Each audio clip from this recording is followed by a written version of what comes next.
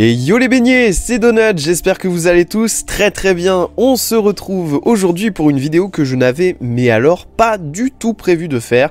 En effet, nous allons parler de l'avenir de Spider-Man au sein du MCU et notamment à travers deux projets, à savoir Spider-Man 4 et Avengers Secret Wars. Parce qu'il y a des rumeurs qui sortent dans tous les sens et selon moi, il y a du bon mais aussi du moins bon et je me suis dit que ça pouvait être intéressant de revenir sur tout ça. Attention, je le précise toutefois, je vais certes donner mon avis sur ces fameuses théories, mais en aucun cas je suis parole d'évangile ou j'ai la science infuse. Voilà, je tiens à le préciser quand même. Revenons à nos moutons. Dans un premier temps, nous allons parler de la trilogie Spider-Man avec Tom Holland réalisée par Jon Watts, dans le but d'avoir un fil conducteur. Alors Jon Watts, comme beaucoup de personnes je pense, je n'ai pas du tout aimé la façon dont il a traité Spidey à travers ses films. Et c'est en grande partie parce que le Spidey de Tom Holland est selon moi aux antipodes de ce que devrait être l'araignée sympa du quartier. Puisqu'en effet, dans chaque film, il n'est jamais tout seul et dépend toujours de quelqu'un. Dans Homecoming, il était collé à Iron Man, dans Far From Home, on peut dire qu'il était collé à Mysterio, et dans No Way Home, il avait Strange et les autres Spidey de Tobey Maguire et Andrew Garfield. Alors autant pour le dernier, ça ne m'a pas dérangé parce que j'ai passé un très bon moment même si le film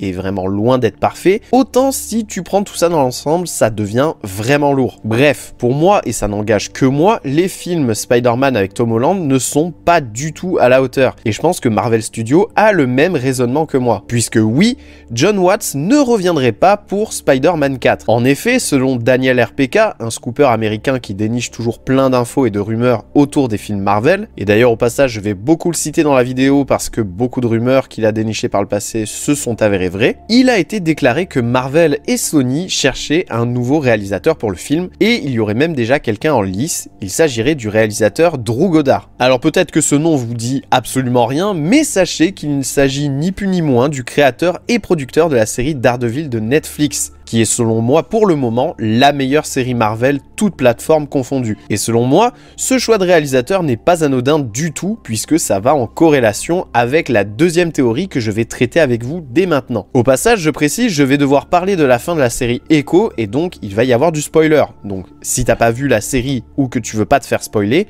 je te laisse un timecode pour zapper ce passage-là. En effet, selon les rumeurs, et ça se confirmerait non seulement avec la fin de la série Echo, mais aussi avec les retours qu'on a sur la future série Daredevil Born Again, il y a de très fortes chances que Wilson Fisk, alias le Caïd, soit l'un des antagonistes du film. En effet, on pouvait voir des rumeurs comme quoi Fisk serait par la suite une menace omniprésente du côté underground des super-héros de New York, un peu à l'instar de Thanos, mais vraiment à son échelle. Et cela se confirmerait bel et bien, puisqu'à la fin de la série Echo, Fisk souhaite réunir les barons du crime restants pour endiguer la menace super-héroïque, si je peux dire, tout en essayant de trouver une solution pour appliquer cela. Et la solution arrive sous les yeux de Fisk comme par magie à la télé, et cela passerait par les élections pour le poste de maire de la ville de New York. Le Caïd tenterait donc sa chance et obtiendrait le titre de maire, comme c'est le cas dans le comics Devil's Reign. En effet, dans ce comics, Fisk devient bel et bien le maire de New York et déclare la guerre aux super-héros en instaurant une loi rendant toute personne costumée ou pourvue de super pouvoirs hors la loi. Autant vous dire que ça va foutre un sacré bordel au sein de la communauté super-héroïque. Et donc, qui dit Fisk possiblement présent dans Spider-Man 4 avec un projet comme celui-ci contre les héros, dit sans trop de doute le retour de Daredevil dans le film. Surtout qu'on a déjà pu le voir dans No Way Home où il représentait Peter en tant que Matt Murdock. Il ne fait donc aucun doute selon moi qu'il sera amené à revenir pour épauler le tisseur dans cette lutte. Alors oui, j'ai dit auparavant que le Spidey de Tom Holland était toujours agglutiné à quelqu'un, mais Daredevil pour moi est une exception puisque dans les comics ce sont des amis proches et en plus de ça ils partagent le Caïd comme ennemi commun et ce de manière très récurrente, donc pour moi ça fonctionne très bien. Et comme je le disais juste avant, c'est Drew Goddard qui serait en lice pour réaliser le film, donc qui serait meilleur candidat pour réaliser un film peut-être plus mature de Spidey avec Daredevil et le Caïd en supplément, si ce n'est que le créateur de la série originale Netflix lui-même. Bon, ça c'était pour la partie que j'estime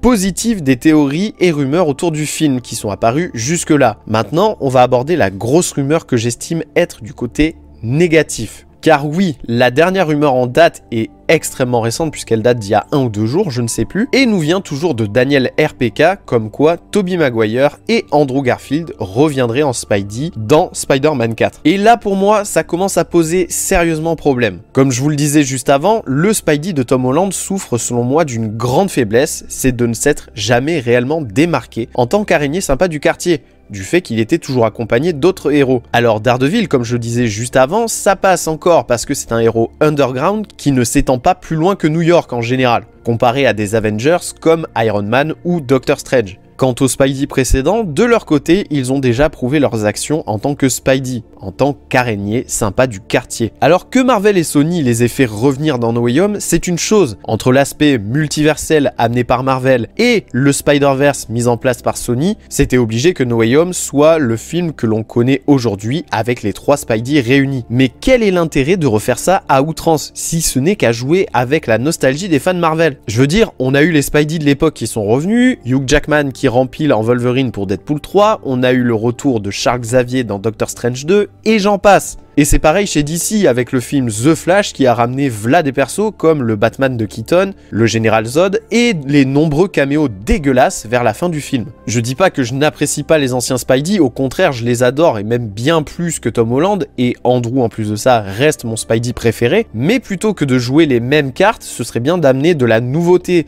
Et là je pense notamment à un personnage qu'on attend tous, mais alors tous, en live action.